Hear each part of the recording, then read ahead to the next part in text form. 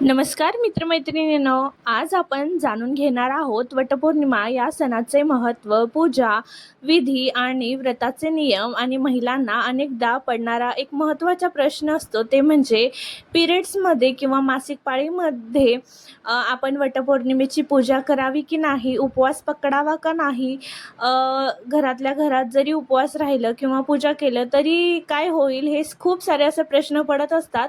तर चला या सगळ्या प्रश्नांची उत्तरं या व्हिडिओमध्ये आपण बघणार आहोत. पहिले आपण हे बघूया की वटपौर्णिमा म्हणजे काय.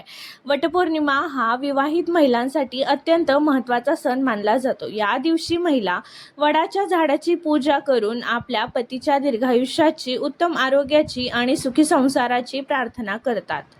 वट म्हणजे वडाचे झाड आणि पौर्णिमा म्हणजे पूर्ण चंद्राचा दिवस. त्यामुळे या दिवशी वडाच्या झाडाची पूजा करायची प्रथा आणि परंपरा आहे. वटपौर्णिमेची कथा.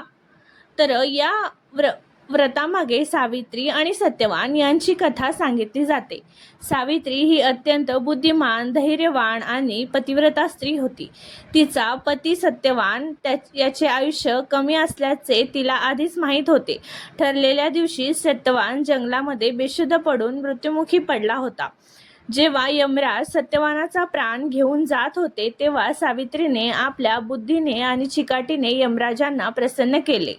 अखेरीस यमराजाने तिला वरदान दिले आणि सत्यवानाला पुन्हा जीवन प्राप्त झाले. त्यामुळेच वटपौर्णिमेला पतीच्या दीर्घायुष्यासाठी हे व्रत केले जाते. वडाच्या झाडाची पूजाचे काय महत्त्व आहे, तर हिंदू धर्मामध्ये वडाच्या झाडामध्ये ब्रह्मा, विष्णू आणि महेश यांचे वास्तव्य मानले जाते.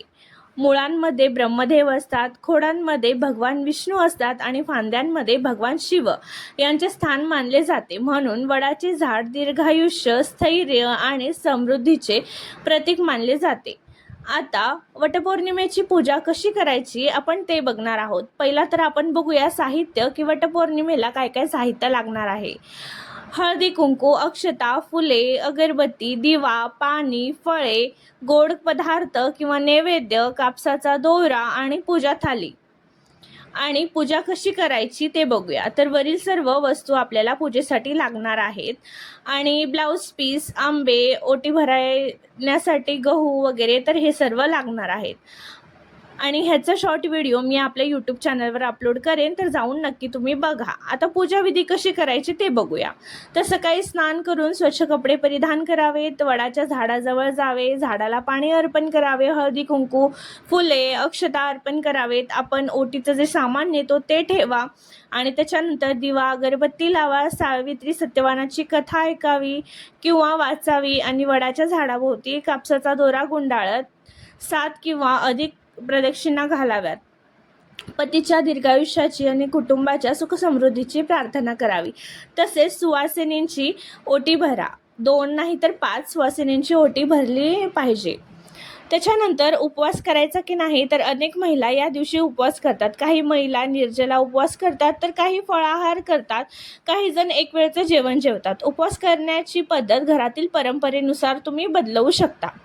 तर आता सगळ्यात महत्त्वाचा प्रश्न म्हणजे खूप महिलांना या वेळेतच पिरियड्स आलेले असतात किंवा मग त्याच दिवशी आलेला असतो किंवा मग 2-3 दिवस झालेले असतात.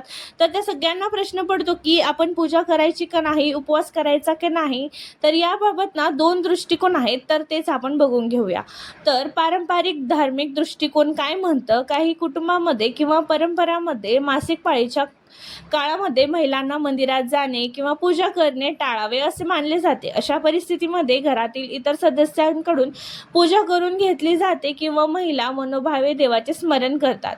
आधुनिक आणि वैयक्तिक श्रद्धेचा दृष्टिकोन असतो.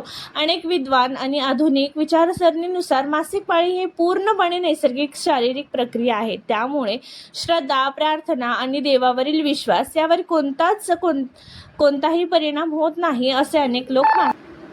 मग नेमके काय करावे याचे उत्तर आपल्या घरातील परंपरा, कुटुंबातील ज्येष्ठांचे मार्गदर्शन आणि आपल्या व्यक्तिगत श्रद्धेवर अवलंबून असते. जर तुमच्या घरामध्ये पाळीच्या काळात पूजा न करण्याची प्रथा असेल तर तुम्ही मनोभावे देवाचे स्मरण करू शकता. व्रताचा संकल्प मनात ठेवू शकता. पुढील वर्षी नियमाप्रमाणे पूजा करू शकता. जर तुमच्या कुटुंबात काही अडचणी मानल्या जात नसेल तर तुम्ही श्रद्धेने पूजा करू शकता आणि प्रार्थना आणि व्रत करू शकता.